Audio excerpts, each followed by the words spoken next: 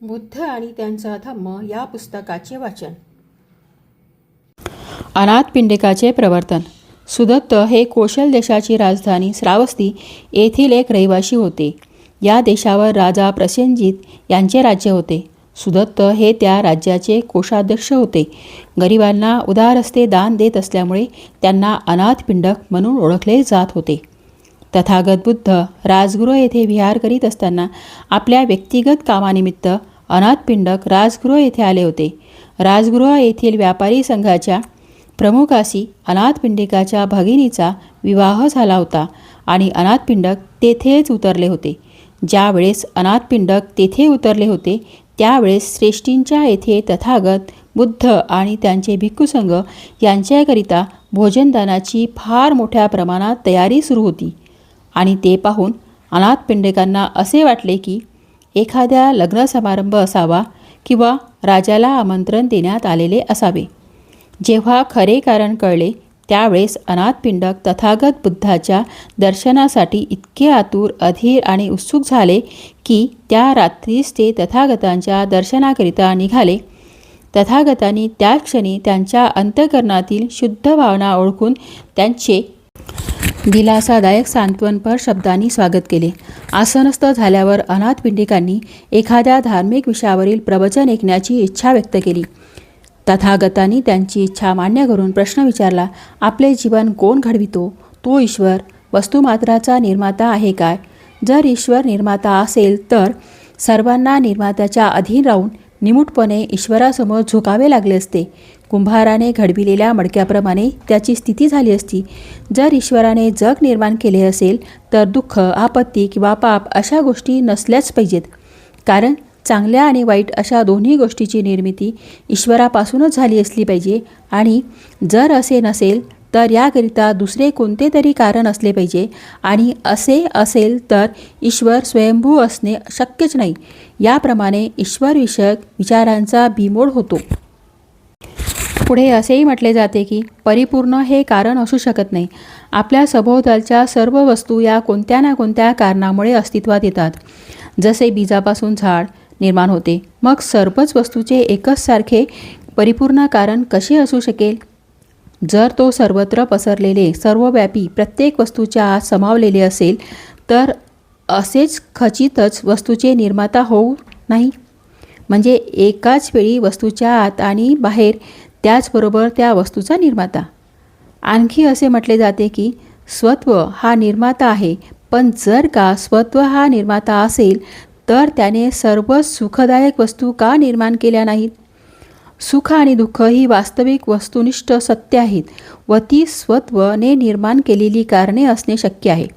आणि जर का आपण हा युक्तिवाद मान्य केला की कोणीही निर्माता नाही किंवा त्याचा अंतही नाही किंवा कार्यकारण भावही नाही, तर मग आपली आयुष्य घडविण्याचे आणि अंतिम ध्येय साध्य जाण्याकरिता साधने जुळविण्याचे प्रयोजन काय? म्हणूनच आपण असे म्हणतो की अस्तित्वात असलेल्या प्रत्येक वस्तू या कारणाशिवाय अस्तित्वात आलेल्या नाहीत. ईश्वर, परिपूर्ण स्वत्व, विनाकारण, आकस्मिकता यापैकी कोणीही निर्माता नाही. आपल्याच कृत्याचे चांगले किंवा वाईट परिणाम होत असतात. संपूर्ण विश्व हे कार्यकारण भाव, प्रतीत्य, समुत्पाद या सिद्धांत अंतर्गत कार्यरत आहे आणि जी कारणे कृतिशील असतात ती अमानसिक नसतात. जसे पेला सुवर्णपात्रापासून बनलेला असेल तर तो पेला अंतर्बाह्य सुवर्णच असतो. म्हणून आपण ईश्वरपूजा प्रार्थनेच्या पाखंडी थोटांडाचा त्याग करूया की ज्यापासून कोणताही फायदा नाही, व्यर्थ अंदाज, गूढ गोष्टीविषयी निष्फळ कल्पना व ज्यापासून कोणताही फायदा नाही अशा गोष्टी करून आपण स्वतःचेच नुकसान करून घेऊ नये. स्व आणि स्वार्थीपणा यांचा आपण त्याग करूया आणि कुशल कर्म करूया, म्हणजे त्याचे फळही आपणास चांगलेच मिळेल. अनाथ पिंडक म्हणाले, तथागत जे सांगत आहेत त्यात सत्यता आहे हे मी पाहत आहे आणि मला माझे संपूर्ण अंतःकरण आपल्यासमोर मोकळे करायचे आहे. माझे बोलणे ऐकल्यावर मी काय करावे याविषयी तथागतांनी मला उपदेशित करावे. माझे संपूर्ण जीवन अनेक उद्योग कामकाजांनी भरलेले आहे आणि मी भरपूर संपत्ती मिळवल्यामुळे चिंताग्रस्त आहे. तरीही माझ्या कामात मी मग्न असतो आणि आनंद घेत असतो आणि मी त्या कामात स्वतःला झोकून दिलेले आहे. माझ्या पदरी पुष्कळ नोकरचाकर आहेत आणि माझ्या उद्योगधंद्याच्या यशस्वीतेवर त्यांचे जीवन अवलंबून आहे.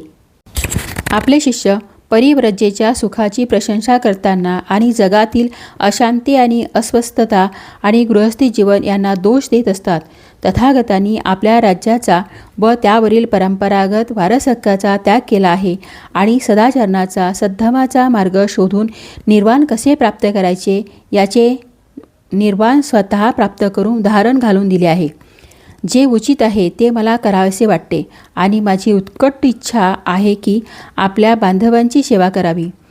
मी जाणू इच्छितो की मी आपली संपत्ती, आपले घर आणि आपला उद्योग व्यवसाय यांचा त्याग करून आपल्याप्रमाणे धर्मजीवनाचा सुखप्राप्तीकरिता गृहत्याग करून बेघर होणे माझ्याकरिता हे उचित आहे का?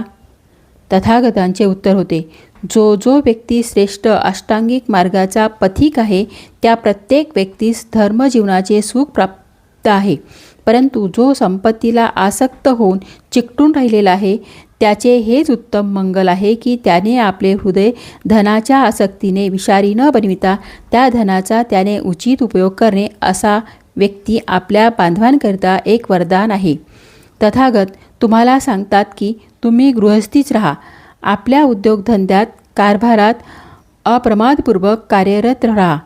मनुष्याचे जीवन, ऐश्वर्य आणि अधिकार हे मनुष्यास दास बनवित नाहीत, तर जो त्या धनाप्रती आसक्त आहे ती आसक्ती त्यास गुलाम बनविते. भिक्खू झाल्यानंतर आरामदायी जीवन व्यतीत करता येईल याकरिता जो संसार त्याग करतो त्यास कोणताच लाभ होत नाही, कारण आळसाचे जीवन हे घृणित जीवन आहे आणि सक्तीचा अभाव हे स्पृहहीन आहे. जोपर्यंत अंतःप्रेरणा नसेल तोपर्यंत तथागतांचा धर्म कोणासही परिवर्जित होण्यास, संसाराचा त्याग करण्यास सांगत नाही. तथागताचा धर्म प्रत्येकाकडून हीच मागणी करतो की त्यांनी आत्मवादी दृष्टीतून मुक्त व्हावे, त्याचे मन परिशुद्ध असावे, त्यास काम, भोगादी आणि तृष्णा नसावी आणि त्यांनी श्रेष्ठ धम्मजीवन व्यतीत करावे. मनुष्याचा कोणताही व्यवसाय असेल, तो शिल्पकार असेल किंवा व्यापारी असेल, सरकारी नोकरी करीत असेल किंवा संसार त्याग करून ध्यानभावनामध्ये व्यग्र असेल, त्यांनी आपले कार्य पूर्ण मनापासून केले पाहिजे. त्यात परिश्रमी आणि उत्साही राहिले पाहिजे. जसे कमळ पाण्यात असून देखील पाण्यापासून अस्पर्शित राहते तसे कमळ पुष्पाप्रमाणे राहिले पाहिजे. जीवन संघर्षात त्याने आपल्या मनात ईर्ष्या व घृणा यांना स्थान देता कामा नये. संसारात राहून देखील जर का ते स्वार्थपूर्ण जीवन न जगता इतरांच्या कल्याणाकरिता जीवन जगत असतील तर या बाबतीत किंचितही संदेह असणार नाही की त्याचे मन आनंद, शांती आणि सुख यांनी भरून जाईल. अनाथ पंडितास वाटले की हा सत्य धर्म आहे, सरळतेचा धर्म आहे, प्रज्ञेचा धर्म आहे.